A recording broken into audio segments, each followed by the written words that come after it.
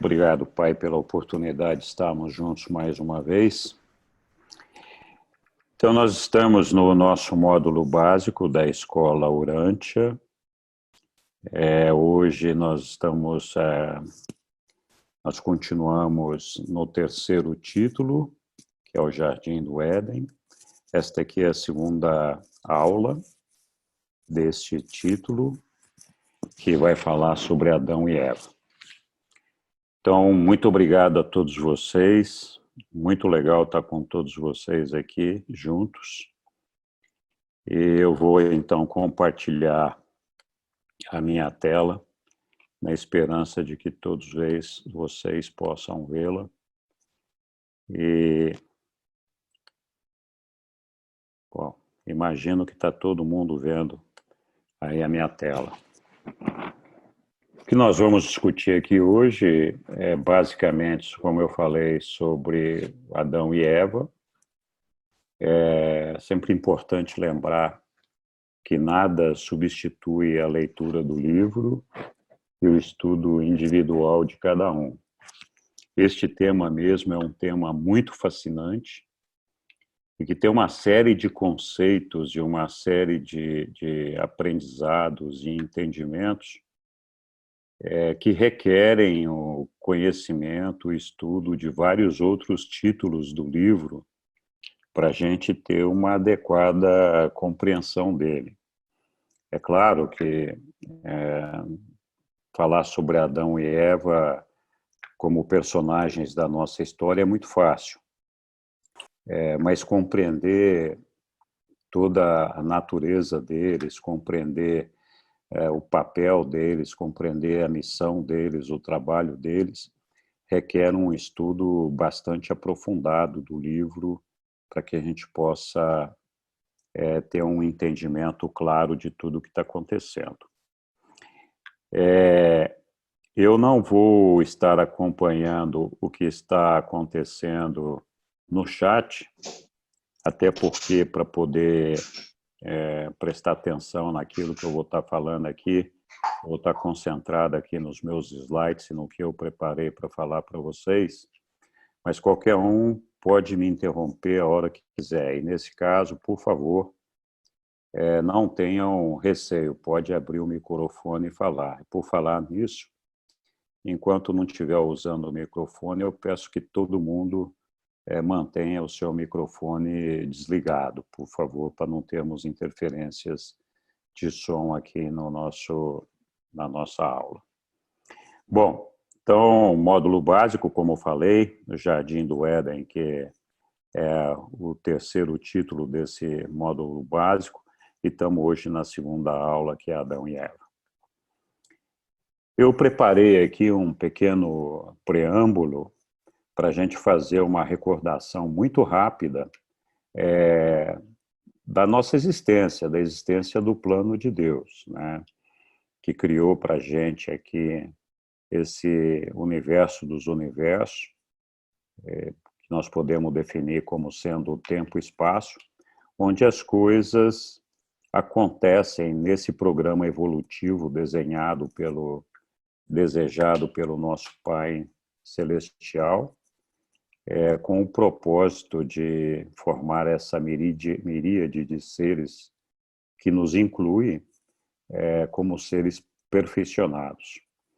Então, começando de um nível bastante longe da perfeição, não vou chamar de imperfeito, porque não sei se dá para usar essa palavra, mas bem distantes da perfeição, e caminhando em direção à perfeição. E como todos se lembram, o Pai nos abençoa com o firme propósito de nos ajudar nessa carreira evolutiva, disponibilizando toda uma estrutura gigantesca para nos ajudar a cumprir esse papel, além de disponibilizar inúmeras ferramentas que permitem que nós possamos evoluir. De outra forma, nós nem existiríamos, ou em existindo, não teríamos sequer oportunidade de ser meros animais. Então, dentro dessa estrutura criada pelo Pai, ele nos brindou uma série de seres descendentes da ordem de filiação de Deus, que estão disponíveis para nos ajudar, a nós, que somos seres ascendentes, a chegar até a presença do Pai. Então, aqueles seres descendentes é o que vem desde o paraíso, passando pelas diferentes áreas de atuação no universo, até chegar a nós, para nos ajudar. E entre aqueles que estão no sentido contrário, partindo daqui para o paraíso, estão os seres ascendentes. Então, em todo o universo existem seres criados ou progênies geradas que têm origem em diferentes formas de criação e de constituição. Tem aqueles seres de origem trina, que vêm, por exemplo, da Trindade do Paraíso, por exemplo, o Ancião dos Dias. Tem os seres de origem dual, e dentro dessa categoria dos seres duais, de origem duais, existem várias categorias. Uma delas, a categoria das ordens ascendentes. Dentro dessa categoria de origem dual, estamos incluídos nós, que seremos assim os mortais fusionados ao ajustador, os mortais fusionados ao Filho, ao Espírito, intermediários trasladados, etc. Né? E existe aqueles seres de origem única, que então, portanto, são criados por aqueles que têm origem uma única deidade do paraíso, ou que foram criados, de outro modo, por qualquer ser de descendência direta ou indireta das deidades do paraíso. Então, esses de origem única são criados por uma única personalidade, uma única deidade. E dentre essa categoria tem as ordens ascendentes também. Tem os descendentes e os ascendentes. Entre os ascendentes estão os ajustadores personalizados e os filhos materiais ascendentes. Foi por isso que eu mostrei esse quadro aqui, porque os filhos materiais, que são os Adãos e Evas, são na verdade, filhos descendentes. Eles são criados dentro do universo local, pelo nosso Micael, e eles são criados com o propósito de descer até os planetas habitados e nos ajudar no nosso desenvolvimento, na nossa evolução. Então, eles são seres descendentes, mas, curiosamente, esses seres, em algum momento, dependendo de algumas circunstâncias, eles passam a ser ascendentes. E, como tal, eles acabam tendo o mesmo destino de finalidade que nós mortais também temos. Então, em algum momento, Adão e Eva, os filhos materiais, eles passam a seguir uma carreira semelhante àquela que nós mortais temos que seguir. Então, essa é uma curiosidade interessante e que vale a pena a gente ter presente entre nós. Como todo mundo sabe, o propósito da nossa existência é chegar ao paraíso e integrar o corpo de finalidade. Esse é o principal razão de nós estarmos aqui. Então, os seres de uma única origem são aqueles criados por uma única deidade ou por um ser, oriundo da deidade do paraíso, que tem essa capacidade de gerar outros seres. E os seres de origem dual são aqueles criados por dois seres, no nosso caso, o Micael e a ministra divina. Né? Então, nós vamos aqui avançar. Para quem quiser estudar mais esse assunto e compreender mais a natureza dos filhos de Deus, eu coloquei aqui no final da nossa apresentação um quadro que eu já mostrei no passado para vocês, que mostra a origem dos principais filhos de Deus, né? Começando com a Trindade lá em cima e descendo até chegar, no caso aqui, aos filhos materiais que estão localizados aqui. Então, quem tiver curiosidade, pode depois, no final dessa apresentação, quem baixar a apresentação, reexaminar esse quadro. E em aulas anteriores, eu falei sobre esse quadro, detalhando alguns aspectos deles. Então, tá lá, vamos continuar. Como introdução aqui, e partindo desse ponto de início que eu coloquei aqui, da origem desses seres materiais, dos filhos materiais, no caso, os Adãos e as Evas, eu fiz uma pequena introdução aqui, relembrando esse aspecto. Os filhos materiais de Deus, então, consiste no seguinte: quando uma relação criativa entre o Filho Criador e o Espírito Materno do Universo, portanto, Filho Criador, nosso Micael, e Espírito Materno do Universo, a nossa Ministra Divina, representante que é do Espírito Infinito, ela, representante do Espírito Infinito no universo local. Então, quando esses dois tiverem completado o seu ciclo, quando em conjunto não mais vier nenhuma progenie de natureza combinada, então, estudando aquele quadro, vocês vão ver que tem uma série de filhos do universo local que são uma progenie do nosso Micael e da nossa Ministra Divina. Quando não existe mais nenhuma progenie a ser criada por ambos, então o Filho Criador, sozinho, personaliza na forma dual dele, Filho Criador, porque ele é um filho direto do Pai e do Filho Eterno, portanto, ele é um ser de formação dual, o seu último conceito de ser, confirmando assim a sua origem dual, original e própria. Então, de si mesmo, então, ele cria os belos e magníficos filhos e filhas da ordem material de filiação do universo. Essa é a origem dos Adãos e Evas, originais de cada sistema local de Nébadon. Eles são uma ordem, essa ordem dos Adãos e Evas, são uma ordem reprodutora de filiação, sendo criados masculinos e femininos. Os da sua progenie funcionam como cidadãos relativamente permanentes na capital de um sistema, embora alguns deles recebam a missão de servir como Adãos planetários. Então, os Adãos planetários, que inclui as Evas, evidentemente, são filhos descendentes, tanto quanto ascendentes, mas ordinariamente nós os classificamos como ascendentes.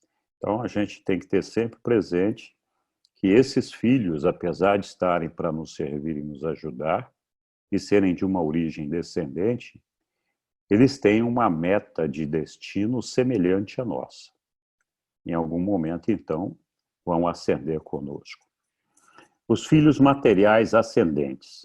Então, os filhos materiais de Deus são criados nos universos locais, junto com os Melquisedeques e os seus pares, que são todos classificados como filhos descendentes. Aqui, os Melquisedeques e seus pares, eles estão falando dos Melquisedeques, dos Vorondandeques, dos Lanonandeques, etc, etc, etc. Então, todos esses filhos, que são uma progenie do universo local, eles são filhos descendentes. E, de fato, os Adãos planetários, os filhos e filhas materiais dos mundos evolucionários, são filhos descendentes, pois descem aos mundos habitados, vindos das suas altas esferas de origem, às capitais dos sistemas locais.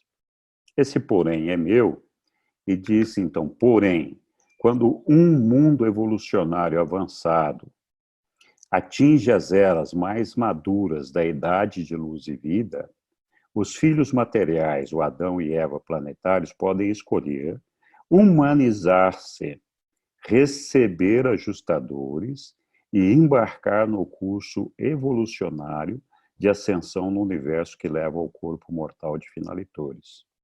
Alguns desses filhos materiais têm fracassado parcialmente ou falhado tecnicamente na sua missão de aceleradores biológicos, como sucedeu com Adão e Urântia. E, nesse caso, são obrigados a retomar o curso natural dos povos do reino, receber ajustadores, passar pela morte e progredir pela fé no regime ascendente, alcançando posteriormente o paraíso e o corpo de finalidade.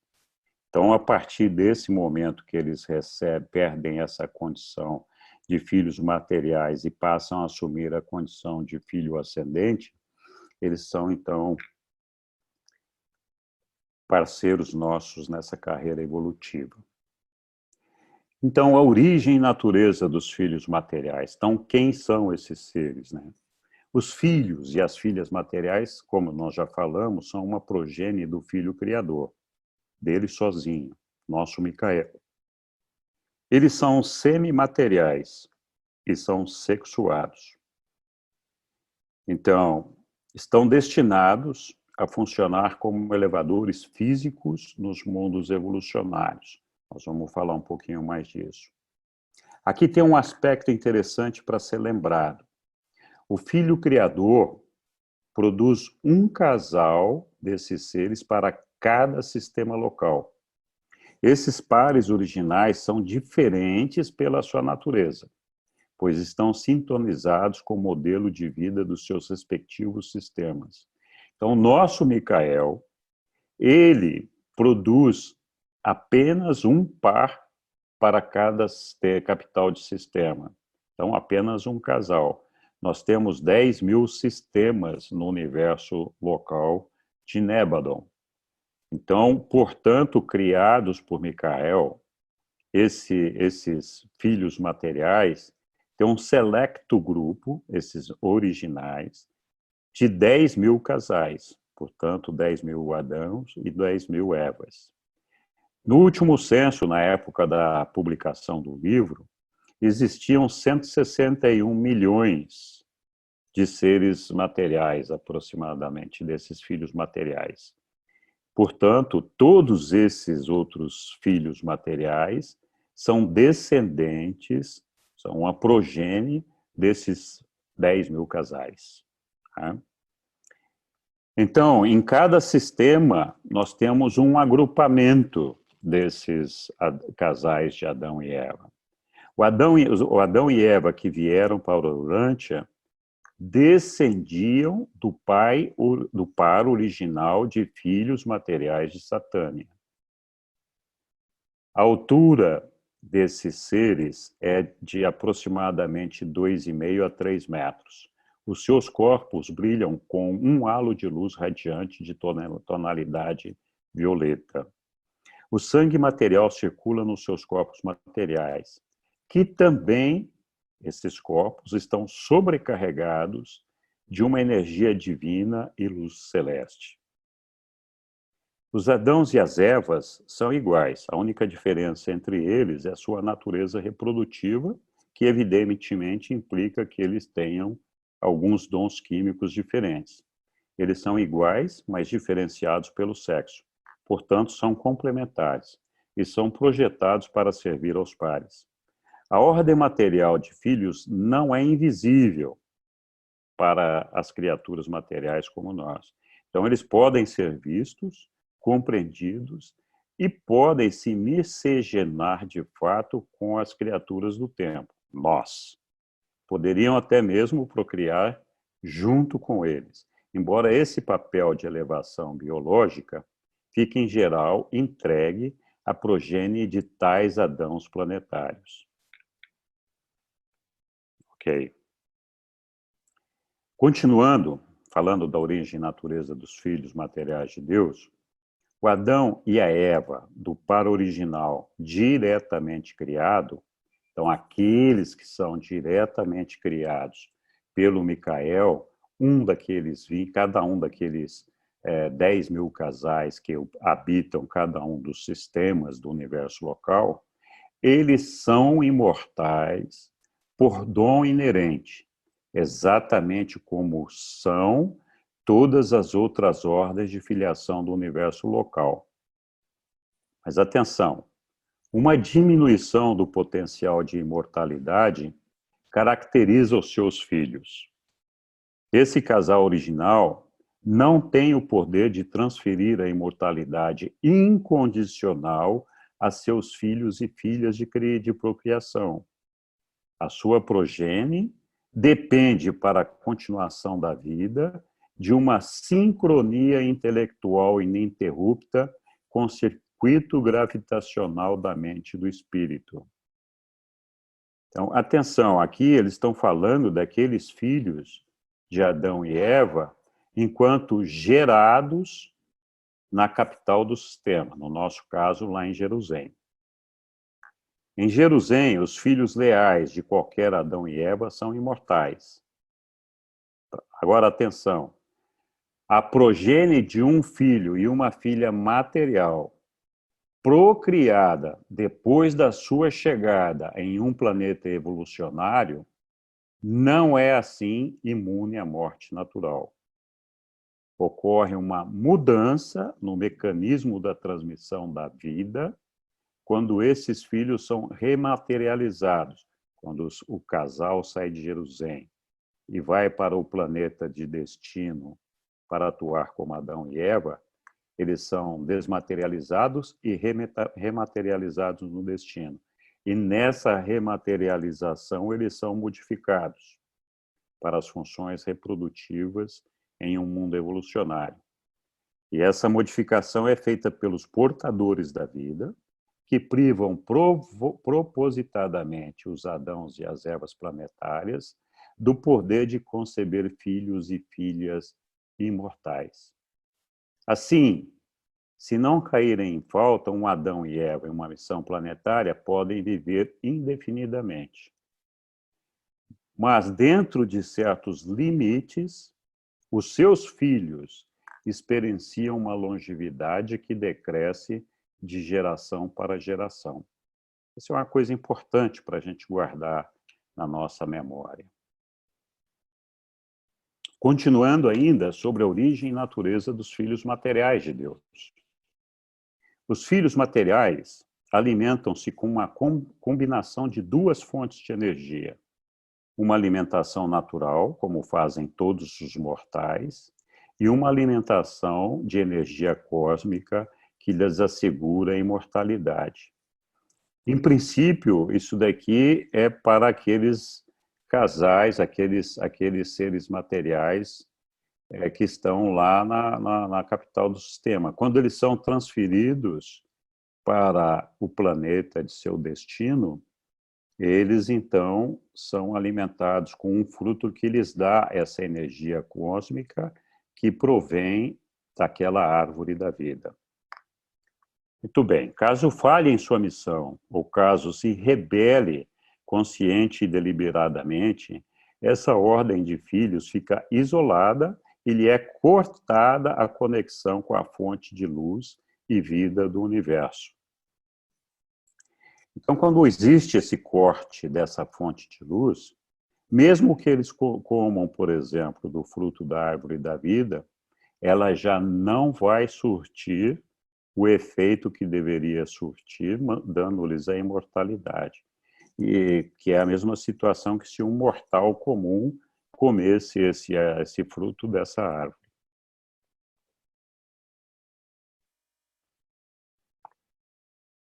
A partir daí, tornam-se seres praticamente materiais destinados a levar o seu curso material no mundo de sua designação.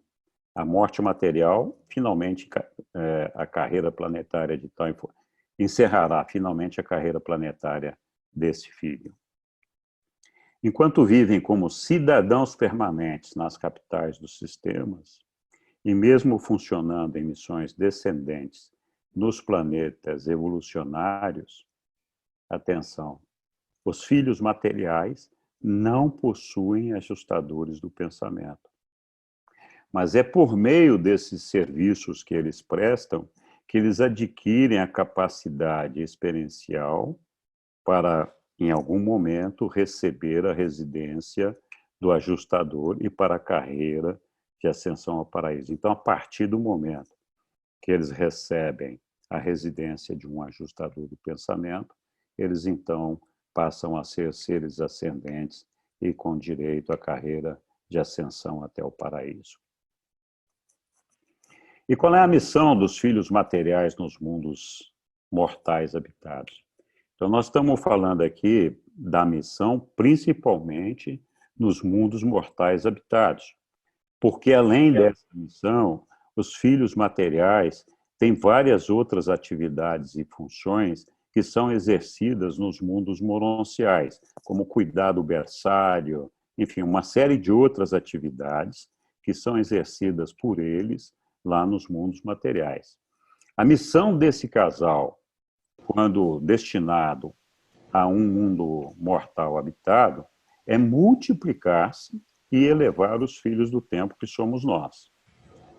Entretanto, a miscigenação entre o povo do jardim, que é o povo de Adão e Eva, e os do mundo, devem aguardar por muitas gerações.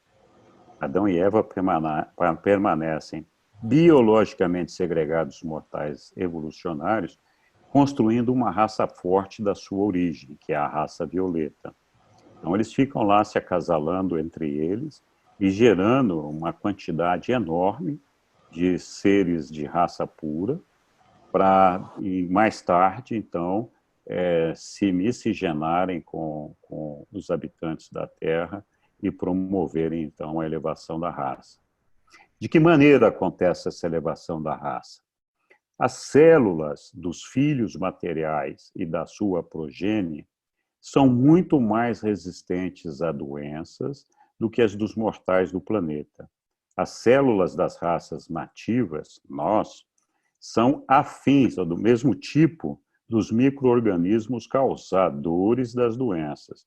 Por isso, nós temos necessidade de grandes esforços científicos para que a gente possa encontrar alternativas para resistir às inúmeras desordens físicas que nós temos.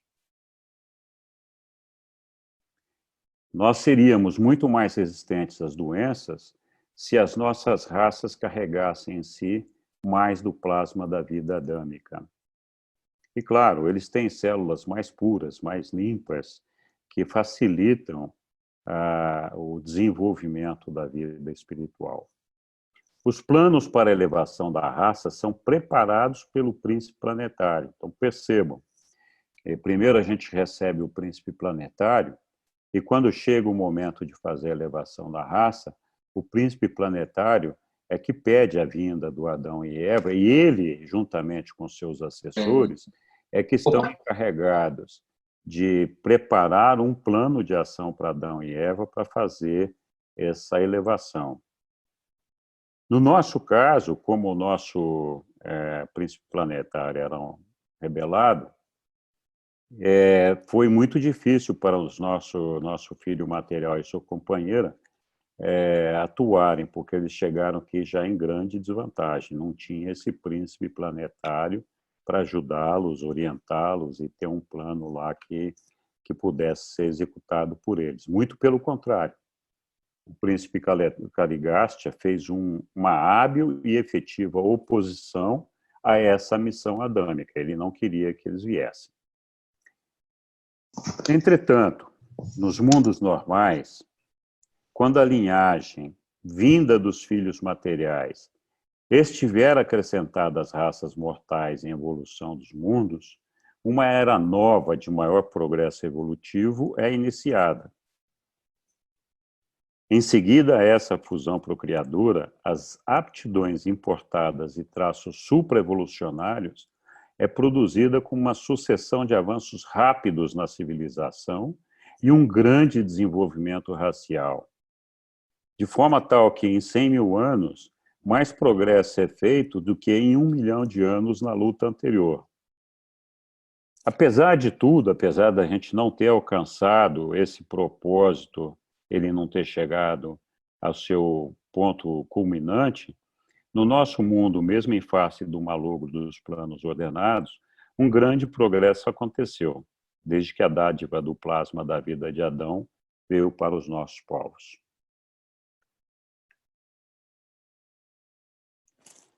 O trânsito dos Adãos planetários.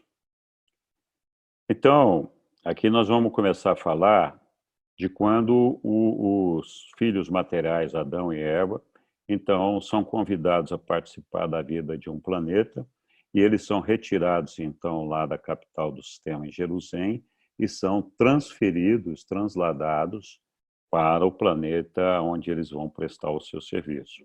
Então, quando um mundo habitado alcança o momento certo para a evolução física, um Adão e uma Eva são escolhidos para empreender a aventura. Os Adãos e Eva são criaturas semimateriais. Como tal, elas não são transportáveis pelos serafins, os serafins de transporte. Eles devem ser desmaterializados na capital do sistema para serem enserafinados e transportados até o mundo da sua designação. Esse processo de desmaterialização, ele leva aproximadamente cerca de 3 dias do tempo padrão do sistema, ou do universo local, que eu agora não me lembro quanto é que é, depois o Nemes, que é um perito no assunto, pode esclarecer para a gente. No destino, quando chega no destino, um portador da vida devolve essas criaturas à existência normal. Aqui tem um aspecto muito interessante que eu coloquei aqui propositadamente para ajudar a clarear as ideias, porque aparentemente tem uma contradição. Então, que apesar dessa técnica de desmaterialização, não há um método equivalente para tirá-los desses mundos, a menos que todo o planeta esteja para ser esvaziado, evento para o qual é efetuada uma instalação de emergência provido da técnica de desmaterialização. Então, desmaterializar e rematerializar esses seres saindo de Jerusalém e lá no seu mundo de destino é uma prática normal.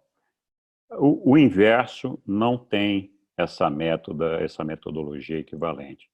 Então, apenas diz aqui que caso uma catástrofe física tornasse condenada a residência em um planeta de uma raça em evolução, os Melquisedeques, os portadores de vida, instalariam a técnica de desmaterialização para todos os sobreviventes.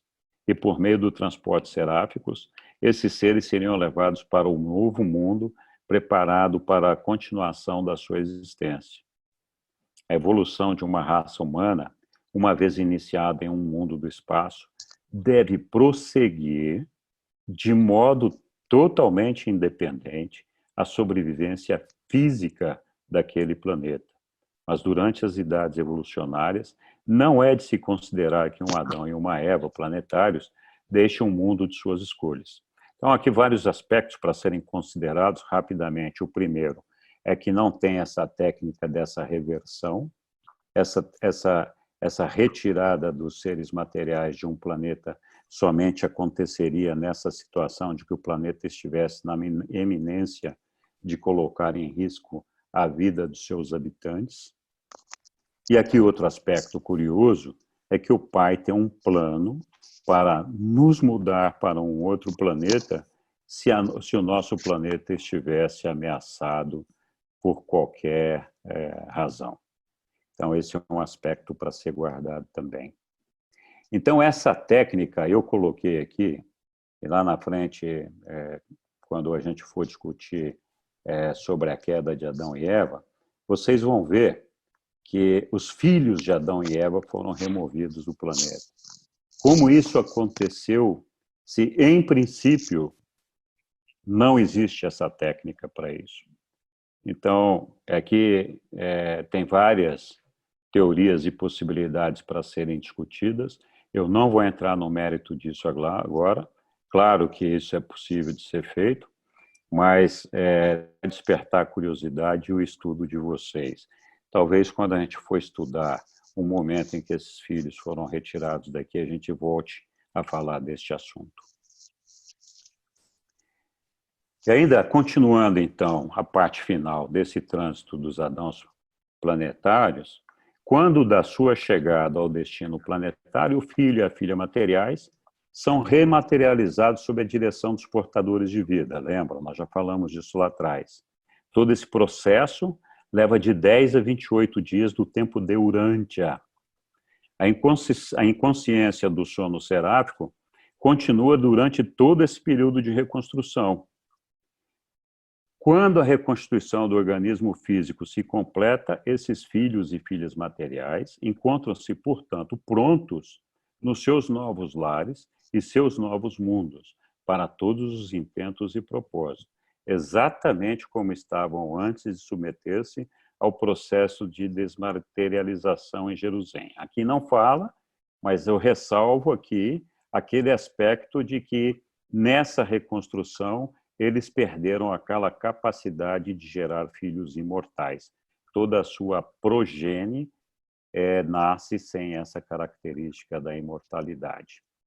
Ok. Aqui vamos falar do Adão e Eva, aqueles que foram escolhidos para Urântia, que, portanto, vieram para cá, e no momento em que eles se encontravam ainda em Jerusalém. Quando foi emitida a proclamação, né, convocando os voluntários para a missão da aventura adâmica em Urântia, todo o corpo sênior de filhos e filhas materiais fez-se voluntário. Os examinadores Melquisedeques, com a aprovação de Lana Forge e dos altíssimos Gedentia, finalmente escolheram Adão e Eva, que vieram posteriormente a funcionar como elevadores biológicos de Urântia.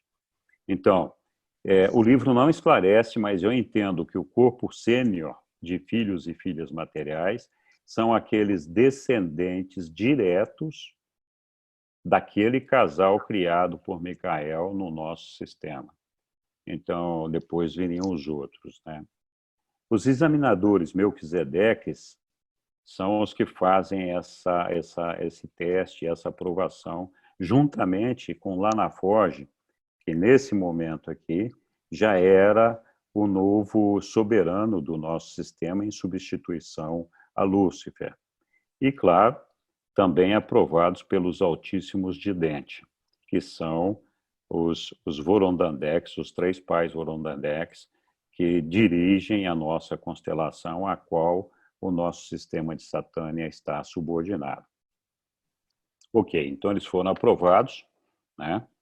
E esse Adão e Eva planetário de Urântia eram membros do corpo sênior, nós já falamos, de filhos materiais de Jerusalém, e eles estavam escritos conjuntamente sobre o número 14.311.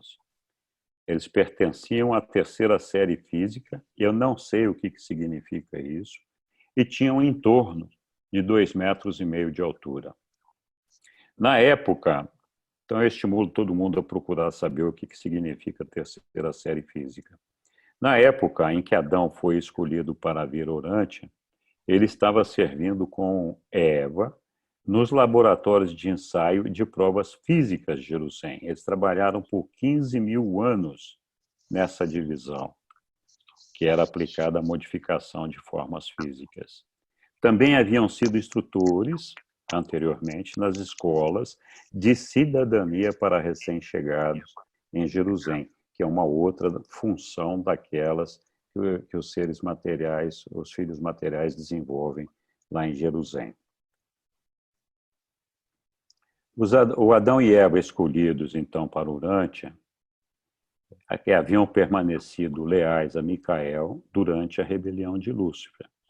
Quando aconteceu a rebelião de Lúcifer, muitos filhos materiais, assim como várias outras ordens de ser e vários filhos de outras ordens, se perderam. Eles acabaram aderindo à rebelião de Lúcifer. Não foi o caso do nosso Adão e Eva. Eles foram convocados, então, perante o soberano do sistema e o seu gabinete inteiro para serem examinados e receberem instruções.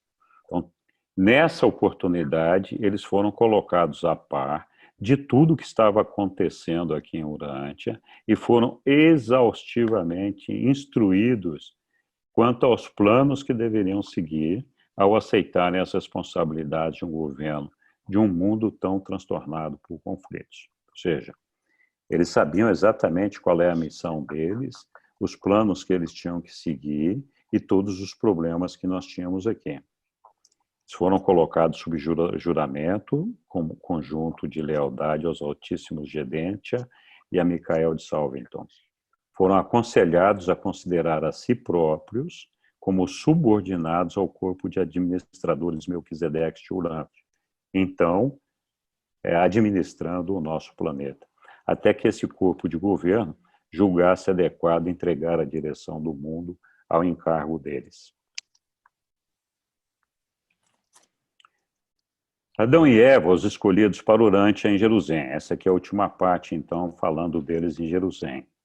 Adão e Eva deixaram a capital de Satânia e deixaram na capital de Satânia e em outros locais 50 filhos e 50 filhos. Então, era uma progenie deles, ainda enquanto estavam lá em Jerusalém. E esses filhos estavam todos presentes no templo dos filhos materiais, e eles acompanharam os seus progenitores até a sede da desmaterialização da sua ordem, e foram os últimos a despedirem-se deles e desejar-lhes o êxito divino, enquanto os dois adormeciam na perda da consciência da personalidade que precede a preparação para o transporte seráfico. Então, Adão e Eva partiram para suas novas responsabilidades, equipados adequadamente e plenamente instruídos quanto a todos os deveres e perigos que encontrariam em Urântia. Então, partiu Urântia, né? Aí eles chegam em Urântia.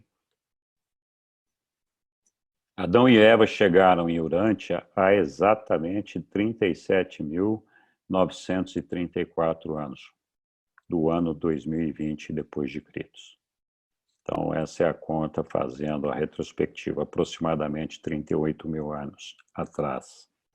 Eles chegaram ao meio-dia, sem nenhum anúncio, em 2 transportes seráficos, acompanhados pelo pessoal de Jerusalém, os encarregados do transporte dos elevadores biológicos até Urântia, e aterrissaram suavemente na superfície do planeta, na vizinhança do Templo do Pai Universal. Vocês querem fazer uma pausa para fazer um pipi, tomar uma água ou continuamos? Eu gostaria. Então, vamos fazer uma pausa de 5 minutinhos. Eu também preciso fazer um pipi.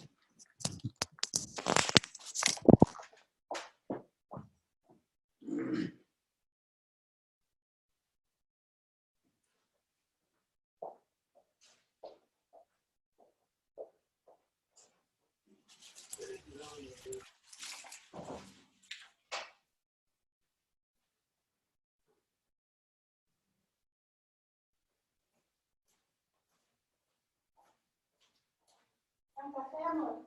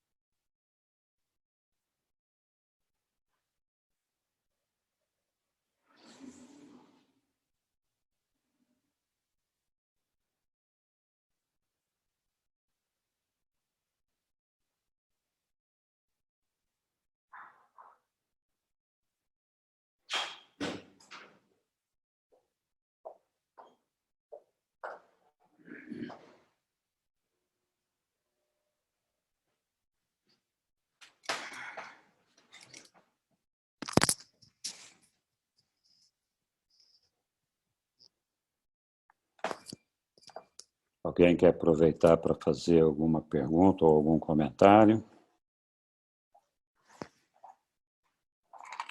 Henrique, eu gostaria de te perguntar Está me ouvindo? Sim. Você fez um comentário nos teus slides, de que os Adãos que fracassaram na missão, como foi o caso do nosso aqui, eles perdem a imortalidade, mesmo que eles tivessem acesso à árvore da vida. Essa frase, para mim, impactou na medida em que não vejo lógica a árvore da vida ter sido, vamos dizer assim, sequestrada e tornada inacessível a eles, se ela, a árvore da vida, não produzisse fruto de imortalidade. Então, eu queria entender isso melhor, porque você chegou a dizer que esses Adão e Eva, uma vez decaídos, eles se tornavam como nossos mortais, poderiam consumir do fruto e não faria diferença nenhuma. Isso eu quero entender melhor. Então, é que eles, estando no sistema, eles não precisam comer desses frutos da árvore da vida. Então, enquanto eles estão em Jerusalém, eles têm uma fonte de alimento de uma energia cósmica. E essa fonte de alimento é como se fosse um canal de alimentação ao qual eles têm acesso. Quando eles são transferidos para os mundos habitados em evolução, esse canal ele não se encontra presente dessa forma e disponível lá nesses mundos materiais, nesses mundos habitados. Então, a maneira de canalizar essa energia cósmica para eles é através dos frutos dessa árvore da vida, que de alguma forma acumula essa energia cósmica para dar para eles. Só que quando eles entram, vamos dizer, em pecado, ou quando eles caem, esse canal que existe neles é cortado. Então, assim, o fruto da árvore é inócuo para eles, não produz um resultado. Assim como não produz para nós, mortais, eles se transformam em mortais comuns do reino, como nós somos. Nós não temos essa ligação para nos alimentar dessa energia cósmica. Então, o fruto da árvore da vida produz para eles resultados, enquanto esse canal está disponível para eles. Seria um circuito, né? Seria um circuito. A partir do momento que esse circuito lhes é retirado, mesmo que eles tenham acesso à árvore da vida, ela não produz o efeito de mantê-los vivos. Então, é essa a situação. Ok. Podemos voltar? Podemos. Ok. Então, nosso Adão e Eva, então, chegam ao Urântia, e todo o trabalho, né, eles chegaram aqui desmaterializados, como nós já vimos, e todo o trabalho de rematerialização dos corpos de Adão e Eva foi executado dentro dos recintos daquele santuário. Esse santuário é aquele templo erguido para o Pai universal, dentro do Jardim do Éden. Então, eles chegaram nesse templo, e lá eles foram rematerializados, e desde o momento da sua chegada, passaram-se 10 dias até que eles tivessem sido recriados na forma humana dual, para serem apresentados como os novos governantes do mundo. Eles recuperaram a sua consciência, Adão e Eva, simultaneamente. Quando eles acordaram lá nesse templo do Pai Urântia, havia uma presença de uma imponente multidão reunida para dar-lhes as boas-vindas. E eles ficaram face a face, então, com dois seres de quem eles muito haviam ouvido falar, e nós também. O seu famoso Van com seu fiel companheiro Amadon.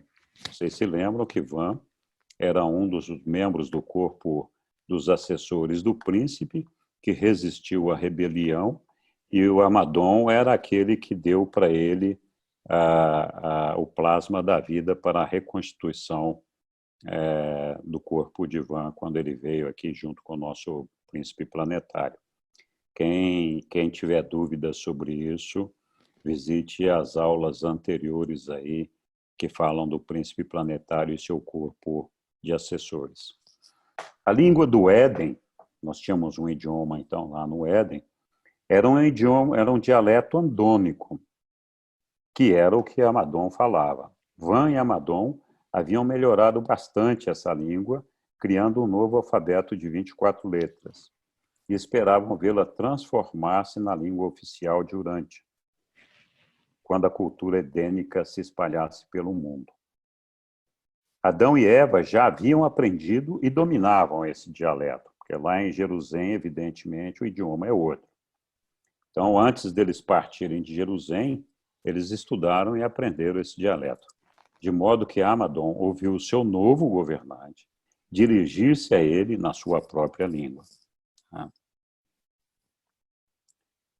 Houve uma grande emoção e alegria em todo o Éden. E todos os corredores eram aquelas pessoas que serviam de mensageiro, apressaram-se para buscar os pomos-correios, reunidos de locais próximos e distantes, gritando: soltem os pássaros, que eles levem a nova de que o filho prometido chegou. Então, toda a região tomou conhecimento da chegada de Adão e Eva. Na medida em que a nova da chegada de Adão e Eva se espalhou até distante, milhares de membros das tribos das proximidades aceitaram os ensinamentos de Van e Amadon, que até então vinham pregando os ensinamentos, inclusive anunciando a vida de Adão e Eva, mas esses ensinamentos eram sempre vistos com ressalvas por todos os membros da tribo. E quando foi anunciada, então, a chegada de Adão, muita gente, então, passou a acreditar mais nesses ensinamentos. Enquanto durante meses e meses, os peregrinos não paravam de chegar e afluir ao Éden para saudar Adão e Eva e homenagear o Pai não visível de todos. O Pai não visível de todos, aquele não visível que deveria estar lá no templo do Pai, lá no jardim. Logo depois do despertar, Adão e Eva foram acompanhados até uma recepção formal no norte do templo, onde, ao meio-dia, o comitê de recepção de Urântia deu boas-vindas a esse filho e a essa filha do sistema de Satânia. O presidente desse comitê era Amadon, e nele tinha 12 membros, né? Com um representante de cada uma das 6 raças sanjiques. Estava também o dirigente em exercício das criaturas intermediárias, também tivemos uma aula sobre isso no passado. Estava Anã, filha e porta-voz leal dos Noditas. Estava Noé, o filho arquiteto e construtor do jardim, e executor dos planos do seu falecido pai. E, finalmente, estavam também os 2 portadores de vida residentes, que, como vocês sabem, depois do surgimento da vida inteligente num planeta, os portadores da vida deixam aquele planeta, salvo se um portador de vida quiser continuar residindo no planeta para acompanhar a evolução dessa raça, mas eles já não podem mais intervir na vida do planeta. E nós temos esses 2 portadores de vida residentes, ainda hoje, entre nós aqui em Urântia. O ato seguinte foi a entrega do encargo da custódia planetária. Então, Adão e Eva receberam do Melquisedeque Sênior, que era dirigente do Conselho de Administradores de Urântia na época, o encargo, então, da custódia planetária. O filho e a filha materiais fizeram o juramento de fidelidade aos altíssimos de Nolatiadec e Micael de Nébadon e foram proclamados governantes de Urântia por Van, que então renunciou à autoridade titular. Então, vocês se lembram, na rebelião, Van foi quem assumiu essa responsabilidade, né? E por mais de 150 mil anos ele vinha governando como podia o nosso planeta, administrando, vamos dizer assim, em virtude de um ato dos administradores Melquisedeques. Então, Van, nessa oportunidade, caiu fora e passou a batuta para Adão e Eva. Adão e Eva foram vestidos com os mantos reais nessa ocasião, então eles receberam uma vestimenta real no momento da sua entronização formal no governo do mundo. E aqui uma observação, que muitas das artes de Dalamate haviam se perdido para o mundo, mas a tecelagem ainda era uma das artes praticadas nos dias do Éden. Então foram ouvidas a proclamação do arcanjo e a voz de Gabriel, que por transmissão decretou o julgamento da segunda lista de chamada Deurântia e a ressurreição dos sobreviventes adormecidos da segunda dispensação de graça e de misericórdia ao planeta 606 satânico.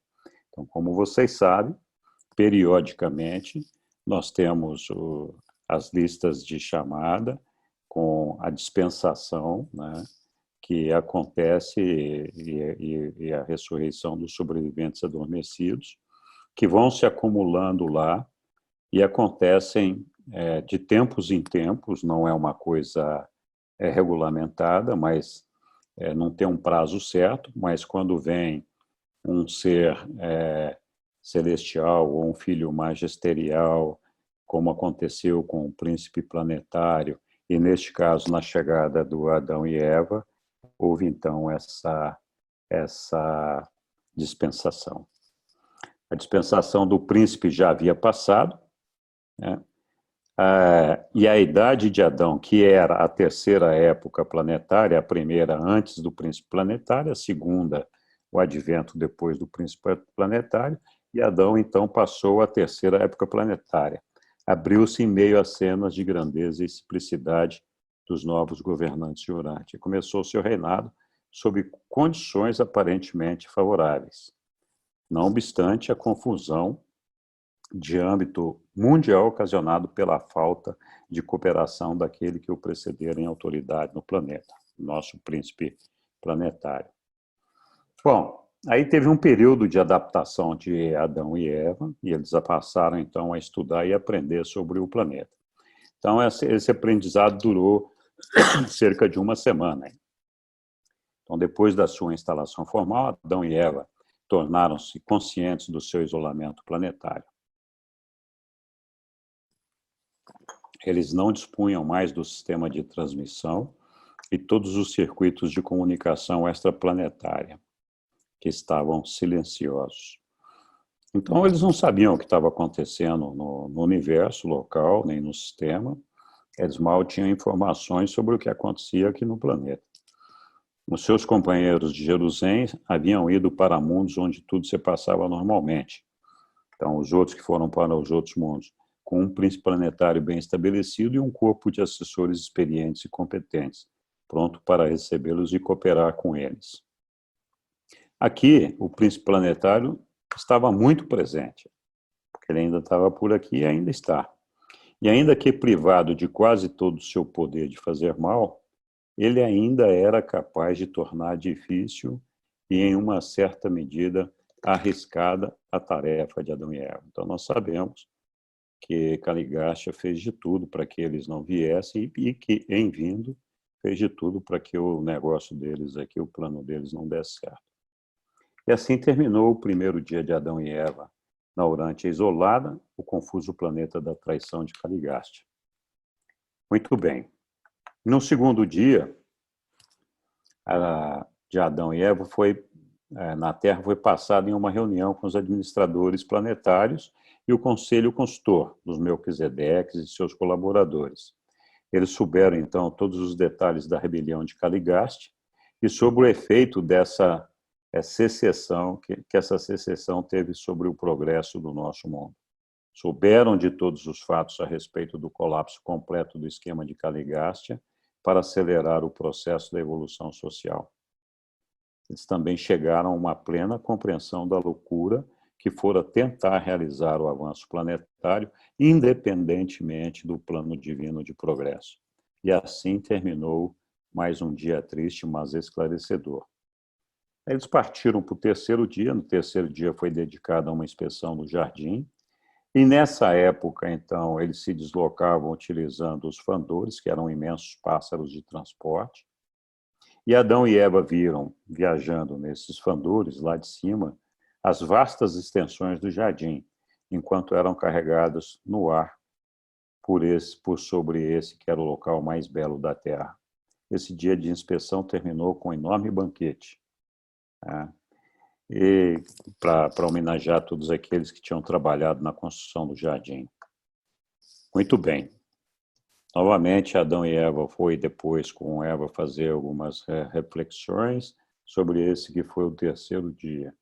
No quarto dia, Adão e Eva discursaram por uma assembleia do jardim. Do monte inaugural, eles falaram ao povo a respeito dos seus planos para a reabilitação do mundo e esboçaram os métodos pelos quais eles iam buscar redimir a cultura social de Urântia, dos níveis baixos em que se encontrava, até alcançar um resultado mais positivo. Esse foi um grande dia e terminou com uma festa do Conselho de Homens e Mulheres que foram selecionados para assumir responsabilidades na nova administração. Então, foi criado um conselho. Havia mulheres e homens nesse grupo, e essa era a primeira vez que uma coisa assim ocorria na Terra desde os tempos de Dalamate. Era uma inovação assombrosa contemplar Eva, uma mulher, partilhando as honras e as responsabilidades do assunto do mundo com um homem. Está aqui para orgulho das mulheres. O quinto dia foi ocupado com a organização do governo temporário, administração que deveria funcionar até que os administradores Melquisedeques deixassem Urântia. No sexto dia, foi dedicado a uma inspeção de numerosos tipos de homens e animais ao longo dos muros do lado leste do Éden. Adão e Eva foram escoltados durante todo o dia, observando a vida animal do planeta e tendo um entendimento melhor sobre o que deveria ser feito para reverter a confusão, transformando-a em ordem em um mundo habitado por tal variedade de criaturas vivas. A turma toda ali se surpreendeu muito, né, acompanhando Adão nessa viagem, ao ver que ele entendia muito da natureza e função dos milhares e milhares de animais mostrados a ele. No mesmo instante em que ele olhava um animal, ele indicava a sua natureza e comportamento. Adão podia dar os nomes e a descrição da origem, da natureza e da função de todas as criaturas materiais que via. Adão era um dos mais peritos anatomistas de toda a Satânia, então, um profundo conhecedor da anatomia e da origem dos animais. E Eva era igualmente conhecedora. Adão deixou seus companheiros estupefatos ao descrever uma quantidade imensa de coisas vivas pequenas, demais para serem vistas aos olhos humanos. Então, eram seres, evidentemente, muito bem preparados.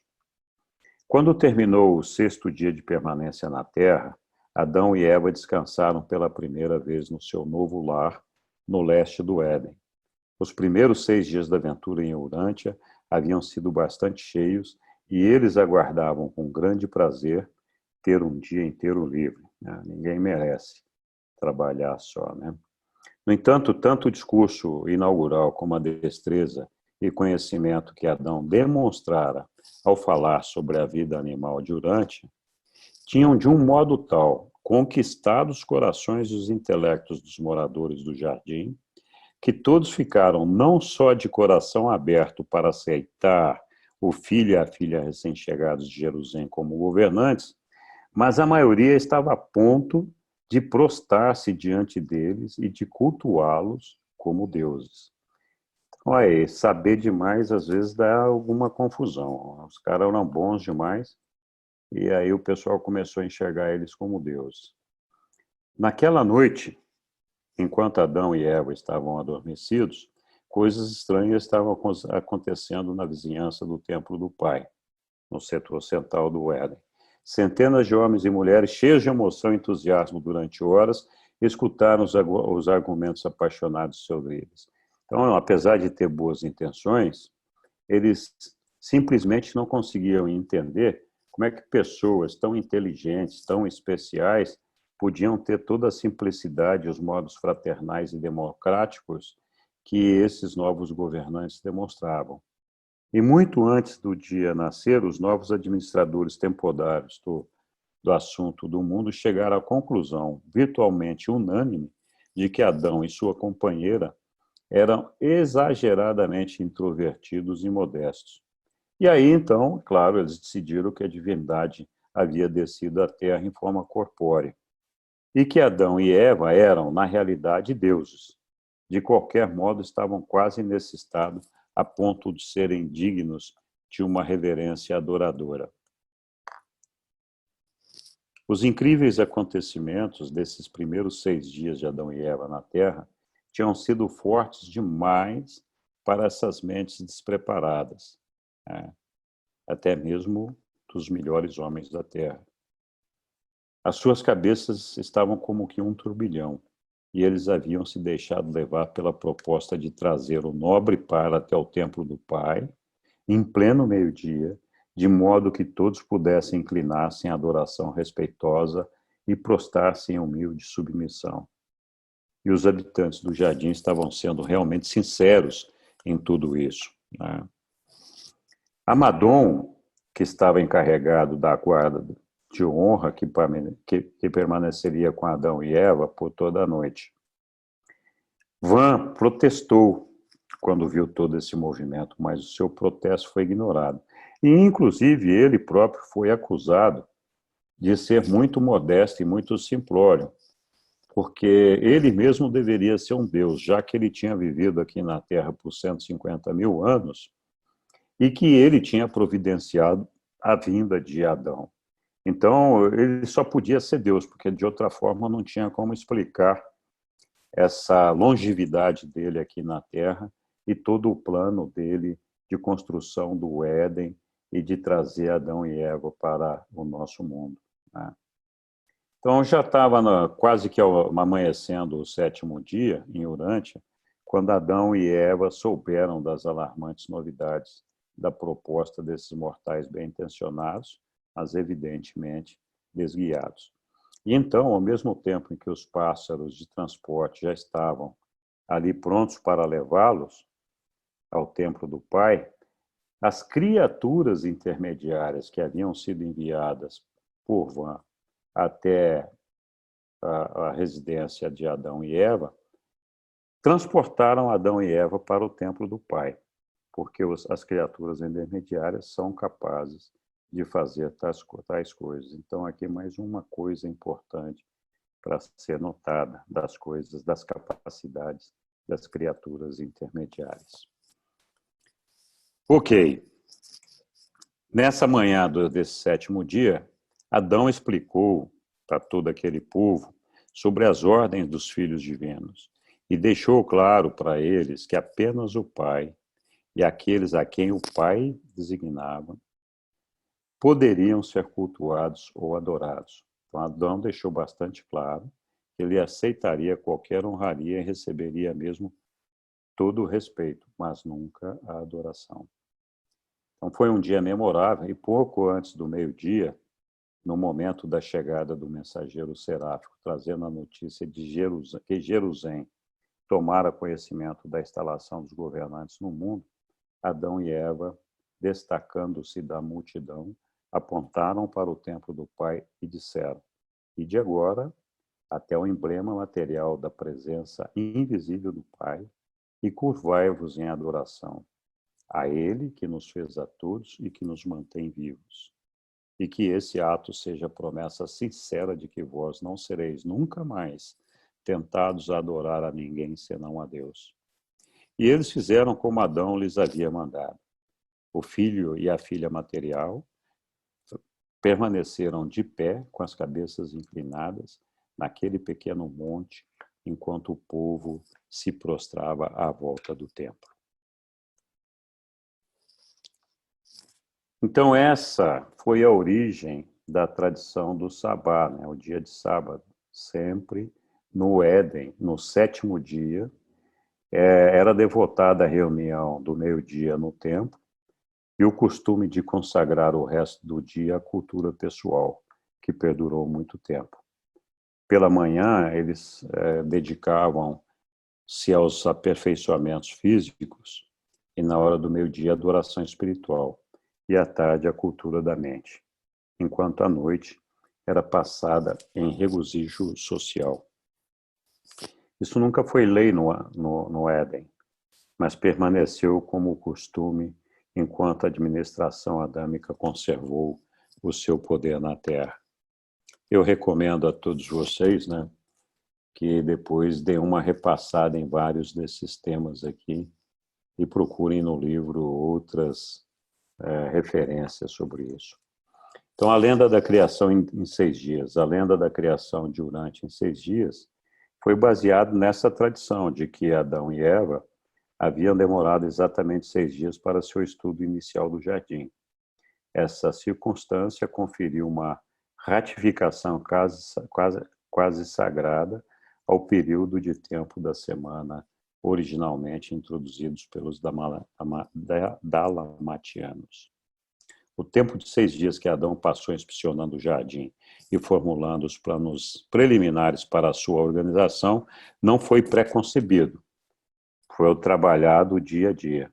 A escolha do 7º dia para a adoração foi totalmente incidental e ligada aos fatos aqui narrados. Não deixem de estudar o livro de Urante e procurar formar uma opinião própria sobre todos esses temas e outros mais. E aqui eu deixo uma curiosidade, né? Micael é um filho de origem dual, ele é filho do nosso Pai e do Filho Eterno, e como tal ele tem também a capacidade, então, de uma progenie gerada exclusivamente por ele. Existe uma curiosidade que seria interessante pesquisar para ver se a gente consegue entender. As criaturas do Espírito Infinito, muitas delas são uma progenie do próprio Espírito Infinito, inclusive a Ministra Divina, que é uma filha exclusivamente do Espírito Infinito, não tem uma participação de outra deidade do paraíso. E essa filha, curiosamente, também é capaz de gerar uma progenie própria sem a participação de outros seres. Então, ela, por exemplo, tem uma progenie que é a dos serafins, dos querubins, etc., que é exclusivamente dela. Então, para gerar essa progenie exclusiva, evidentemente, não é necessário que o ser tenha uma origem dual. Mas me deixou curioso esse negócio aí. Por que no caso de Micael, essa origem dual é importante e no caso da Ministra Divina, não? Bom estudo para vocês. Se alguém tiver alguma pergunta ou comentário, eu estou à disposição. Muito bom, Henrique. Obrigado. Imagina. Obrigada, Henrique. Legal. Muito bom. Eu acho que a apresentação foi boa demais, né? Porque ninguém está fazendo pergunta nenhuma. Foi excelente. Ou foi uma droga, ninguém entendeu nada, ou todo mundo entendeu tudo, né? Ah, não, foi ótima. Nossa, maravilhosa. Tá bom. Gostei bastante, porque também, para mim, ela é uma base para o trabalho que foi apresentado aqui há 2 semanas, então serviu bastante, sim. Muito bom. Que legal, que bom. Então, eu fiz um comentário esses dias nos grupos, porque Adão e Eva, eles são rematerializados aqui da mesma forma, né, que eles saem de lá. Isso Uhum. quer dizer que eles têm a mesma forma que nós, né? Eles têm uma forma semelhante à nossa, mas não é exatamente igual. Eles têm células muito diferentes das nossas, embora sejam parecidas e semelhantes, portanto, têm um DNA diferente, eu acho. Tem aquela luz violeta dentro deles, né? Tem essa luz, tem a imortalidade e tem a questão da alimentação deles, que é bem diferente da nossa. E a altura de 2,5 metros a 3 metros também, porque naquela época, principalmente na pré-história, os homens eram menores, né? Exatamente. Eram mais baixos. Não, mas eu digo a forma, sim. Sim, a forma é conosco. parecida. A forma é bem parecida. São bípedes com uma aparência humana, né? Humana, né? Sim. E isso me leva, porque a forma, o modelo de vida, né? Porque é dado no modelo de vida de Satânia, no caso, né? Eles são criados. E como eu acho que eles são todos da mesma forma. Isso, não sei, pode ser que queira dizer que os planetas habitados de Satânia, as formas de vida sejam semelhantes à nossa. Bom, o livro fala isso, que o par de o casal adâmico é desenvolvido especialmente por Micael para cada sistema, justamente para atender as características de vida daquele sistema, né? Então, cada casal tem uma característica adequada ou apropriada para atender às especificidades de um determinado sistema. Fernando, pode perguntar, falar. Você comentou aí sobre a progênie de Micael e da origem dual dele, né, do Pai, do Filho Eterno. E comentou também sobre a ministra divina, né, que ela tem a sua progênie só ela mesma, né, mas ela, juntamente com Micael, é que projetam os filhos materiais em outros seres, né, como os Melquisedeques, né, não é isso? Eles têm, em conjunto, desenvolvido uma progênie que é exclusiva deles, que é o caso dos Vorondandeques, dos Lanonandeques, dos arcanjos, etc. No caso dos Melquisedeques, é um pouquinho mais complicado. O Melquisedeque, primeiro a ministra divina, o Micael, juntamente com um ancião dos dias, eles criam o pai Melquisedeque. E depois de criado esse pai Melquisedeque, a ministra divina, o Micael, e esse pai Melquisedeque geram toda a progênie de Melquisedeques. Então, a geração dos Melquisedeques é um pouquinho mais complexa. O Micael, ele é capaz de gerar progênies a partir dele mesmo. No nosso caso, a única progênie dele é os seres materiais, os filhos materiais, os Adãos e Evas. E a ministra divina também tem essa capacidade de gerar uma progênie exclusivamente dela, que inclui os serafins, querubins, tem mais um agora que eu não me lembro. Mas são criações que são uma criação exclusiva dela lá, né? Então, é muito curioso, porque a gente que na condição de ser humano, a gente está habituado a pensar que a gente precisa dois, né, para gerar um.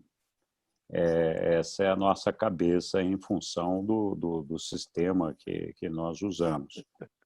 Mas é curioso que no mundo espiritual nós tenhamos essas coisas, essas combinações diferentes.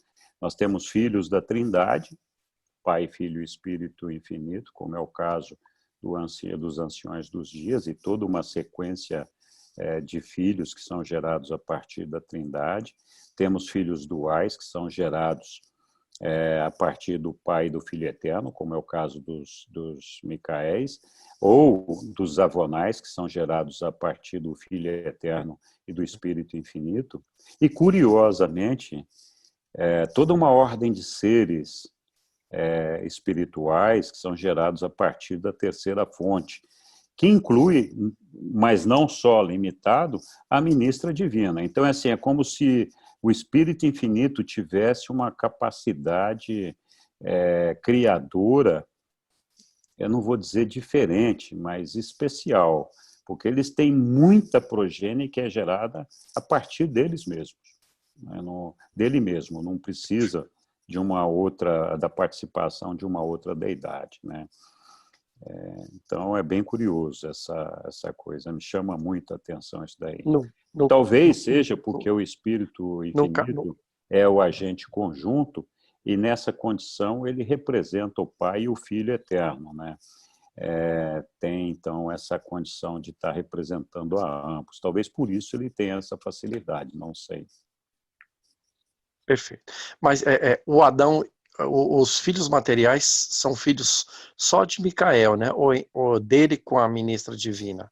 Exclusivamente do Micael. Só do Micael, ok. Era uma dúvida que eu tinha aqui. E você comentou dos filhos da ministra divina, os sanubins, tertiafins e serafins são... Não tem toda essa ordem que nós estamos falando aí. Eu vou colocar o quadro aqui, dá para dar uma ideia melhor. Ok, gratidão. Está aqui, ó. Então nós temos diretamente vinculados à ministra divina a produção dos 7 ajudantes da mente, né, do espírito da mente, os serafins e os querubins. Esses são a progênie dela. Em conjunto, a Micael e a ministra divina, nós temos o brilhante estrela matutina, o brilhante estrela vespertina, os arcanjos, e a ordem dos Vorondandex e dos Lanonandex, essa linha rosada que a gente tem aqui para cada uma dessas ordens. Aqui, o pai Melquisedeque é gerado a partir da ministra divina e do Micael. Aqui não está aparecendo a linha com o ancião dos dias, então não lembro se eu me enganei aqui, mas na minha memória, por alguma razão, eu tinha uma participação do ancião dos dias aqui. Preciso revisar isso aqui, talvez tenha um erro aqui. Mas a partir dos Micaéis e da ministra divina e do pai Melquisedeque, é gerada a ordem de Melquisedeque. Aqui no cantinho, nós temos os portadores de vida, e esse sim tem a ligação com o ancião dos dias, o Micael e a ministra divina. Tem uma linha aqui unindo os 3. E exclusivamente dos Micaéis, nós temos os filhos materiais, que são os Adões e Evas, né? Então, é isso aí. Eu só peço desculpas, talvez eu tenha me equivocado ali com relação ao pai Melquisedeque, e a participação do ancião dos dias seja na geração do portador de vida. Mas eu sei que a ordem dos Melquisedeques é gerada entre a ministra divina, o Micael, e o pai Melquisedeque. Eu só não tenho certeza do pai, se é exclusivo da ministra e do Micael, teria que revisar lá, ou se tem a participação de mais alguém.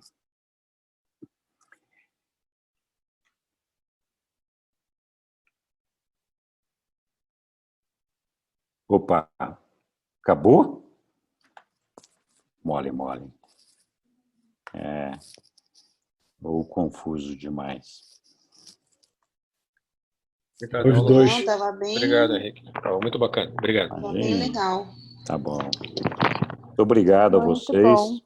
E vejam, é importante estudar o livro lá, porque todos esses detalhes, né, de filiação, de criação, progênie, o papel que cada um representa, quando que um é imortal, quando é que não é, todo esse negócio, se a gente não conhece essas outras passagens do livro, fica difícil de entender alguns desses temas, né?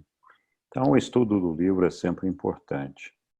Não fiquem limitados às apresentações aqui. Tudo bem. Se não tiver nenhuma pergunta mais, então nós vamos encerrar. Muito obrigado, Nevias. Não esquece de parar de gravar. Obrigado a todos. Uma boa noite. Obrigada. E até a próxima Boa aula. noite. Parabéns, Lídia, Boa noite. pela aula. Foi muito legal. Obrigado, Um abração para todos vocês. Um abraço. Um Tchau. abraço. Abraço. Tchau. Obrigada. Obrigada. Obrigada.